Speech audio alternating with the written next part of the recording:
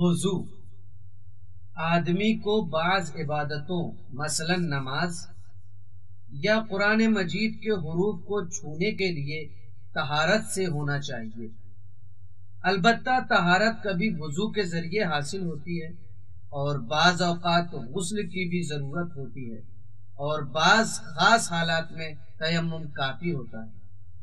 وضو کرنے کے لیے پہلے ہمیں نیت کرنا چاہیے، یعنی اس بات کی طرف توجہ رہے کہ خدا کی خوشنودی حاصل کرنے اور نماز پڑھنے کے لیے وضو کر رہا ہوں۔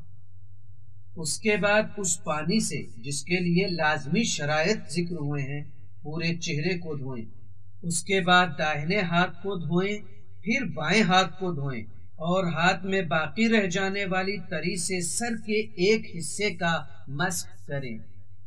پھر اس کے بعد ترتیب کے ساتھ داہنے ہاتھ سے داہنے پیر کا اور بائیں ہاتھ سے بائیں پیر کا مسح کریں۔ وضو میں اعضاء پر چلو سے پانی ڈالنا ضروری نہیں ہے، نل کی ٹوٹی سے بھی استفادہ کیا جا سکتا ہے۔